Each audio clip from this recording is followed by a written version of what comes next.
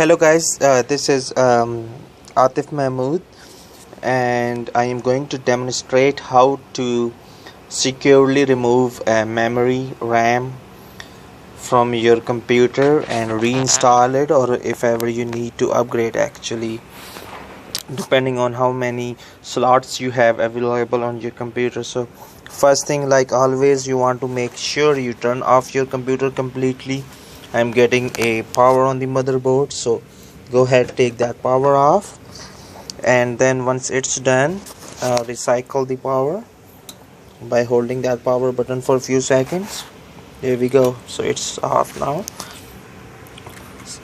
The best thing is to unplug these hard drive cables so we accidentally don't damage these connector on the hard drives. So slightly gently push that unlock button on the memory RAM and slide it back. There's another one, but on these new motherboards you can only just unlock one side, the other one doesn't move on SU's motherboard, so gently just slide it back. So it is memory, as you can see it's a Blastic, and it's a very high speed memory. Actually it supports 1800. I'm not sure if you guys can see it here.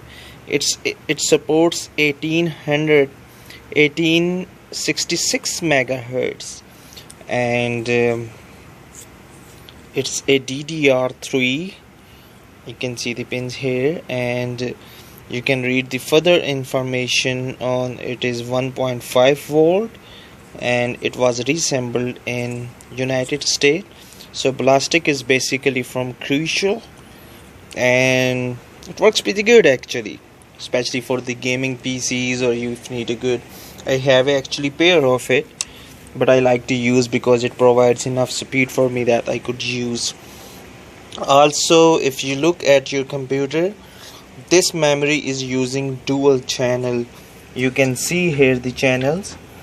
So if I use memory like here and here, I won't see any display. The memory has to be in matching dual channels, so I have to put one here, and then I could put third one here if I need to. So let's get the display back. Let's slide it back in. There we go. And then we want to put the hard drive wirings back, the one we disconnected. Put the power cable back. Let's check the display if it posts. If we did everything right, it should. Oh, actually I need to plug other power cord. This one, the other one is not plugged into the outlook. We have motherboard light.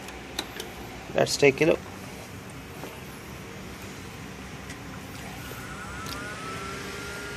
There we go. We are seeing the post here.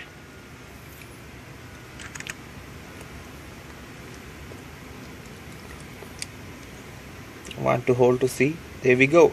It's successfully posted and booted to the window where we can log in, and this completes the video demonstration for assignment 4B. Thank you very much for watching this video.